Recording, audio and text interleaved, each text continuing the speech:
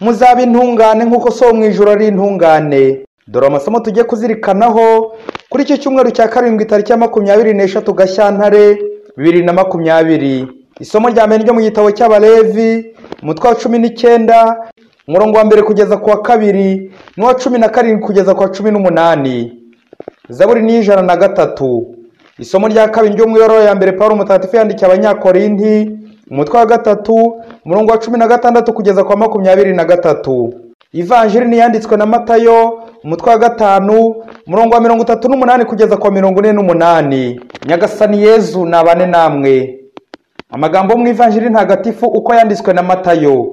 Muri icyo gihe abigishwa bari bateraniye iruhande rwa Yezu ku musozi, maze arababwira ati, mwumvise ko byavuzwe ngo ijisho rihorerwe ijisho, iryinyo rihorerwe irindi. Jyewe mbabwiye kudashyamirana n'umugiranabi, ahubwo nihagira ugukubita urushyi mu musaya w'iburyo, mutegeze n'uwundi. Nihagira ushaka kukuburanya ngo agutware ikanzu yawe, mwegure n'igishura cyawe. Nihagira uguhatira gutera intambwe 1000, muterane 2,000. Ugusabye umuhe, nushatse ko umuguriza ntukamwihunze. Mwumvise ko byavuzwe ngo uzakunde mugenzi wawe, wanjye umwanzi wawe. Njyewe ndababwiye ngo nimukunda ababanga, musabire ababatoteza, bityo muzabana ba so uri mu ijuru, we uvusha izuba rye ku babi no kubeza, kandi akavubira imvura abatunganye n'abadatunganye. Nimwikundira gusa bakunda, muzahemberwa iki? Ese abasoresha bose ko babigenza? Maze se nimuramutsa gusa abo muva indimwe, muzamurushiha iki abandi? Ese abatazi Imana bo siko babigenza? Mwebweho rero muzabe intungane nk'uko so mu ijuru ari intungane. Iyo ni Ivanjiri ntagatifu. Nshuti bana b'Imana, amasomo y'iki cyumweru aradufasha kuzirikana ku butungane mu ngingo yo kutihorera.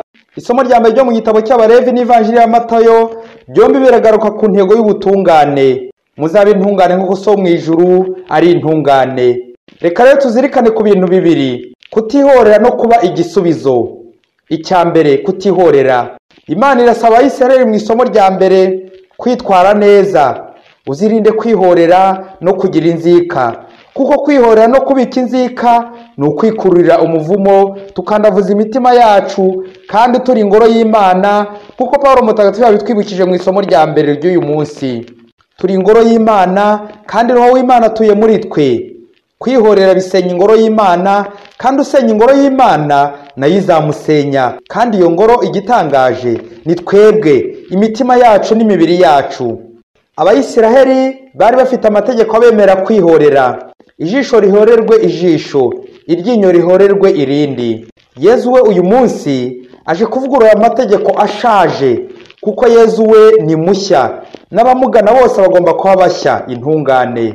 Hambere aha umukecuru y'imbaragasa cyangwa inda yo mu myenda yamurumaga, nuko mu kwihorera agahita yifata nawe akayiruma, akayumvisha, ndetse akayinyunyuzamo amaraso ngo nigarure amaraso ye yatwaye. Ese ayo maraso yageze mu mbaragasa aracyari y'umuntu uwo mukecuru cyangwa n'ay'imbaragasa? Ubwo se umuntu wumvisha imbaragasa bene aka kageni ageze ku muntu wamuhemukiye yamuhonyora ate? Buryo umuvandimwe aguhemukiye nawe ukamurakarira, igikurikiyeho umva kwihorera. Ariko ndakubwiza ukuri, ni wowe uba uremerewe cyane. Tekereza uwo mutwaro w'ubugome, kwihimura ugiye kwikorera, umutima wawe ugahinduka nk'ingarani ubikamo ubugome, umushiha, umururumba, umujinya, abagusitayeho bose, abaguhemukiye bose, ukagenda ubibika mu mutima wawe. Zirikana ko uri ingoro y'Imana kandi utemere kuyandavuza. Ese mugore, umugabo aguteye urushyi wakora iki? Wamwishyura? Ese mugabo, umugore akurumye ko hari abagore b'inshinzi barumana, ubwo akaba gukembuye amazuru yose,